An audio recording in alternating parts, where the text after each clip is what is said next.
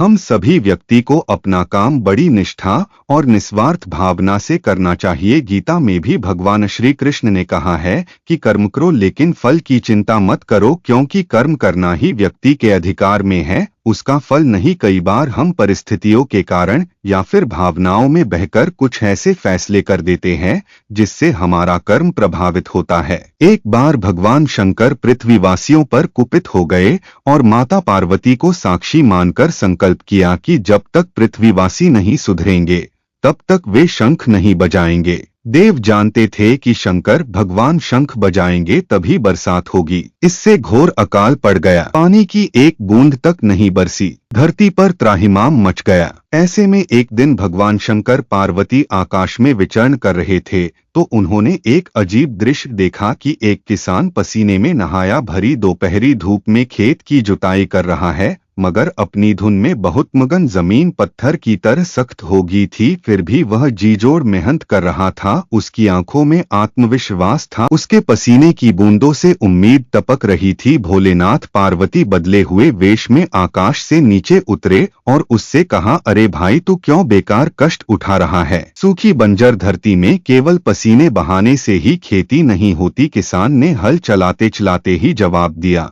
हाँ बिल्कुल ठीक कह रहे हैं श्रीमान, मगर हल चलने का गुण भूल न जाऊं, इसलिए मैं हर साल पूरी लगन के साथ जुताई करता हूं। जुताई करना भूल गया तो केवल वर्षा से खेती हो सकेगी क्या? मेहनत का अपना ही परम आनंद है, मैं लोभ के लिए खेती नहीं करता। किसान की बात सुनकर महादेव को भी लगा कि मैं भी तो परम आनंद की अनुभूति के लिए ही शंख बजाता हूँ, मुझे भी शंख बजाए। एक बरस बीत गए, कहीं शंख बजाना भूल तो नहीं गया। उन्होंने तुरंत अपनी झोली से शंख निकला और जोर से फूंका। चारों ओर बादल की घटाएं घुमड़ पड़ी, बिजली चमकने लगी और जोरदार बारिश होने लगी। इस वर्षा के स्वागत में किसान के पसीने की बूंदें पहले ही खेत में गिरकर चमक रही थी। हमारा जो काम है उसे अपनी पूरी निष्ठा से बिना किसी लोभ लालच के करना चाहिए, इसी में परम सुख है।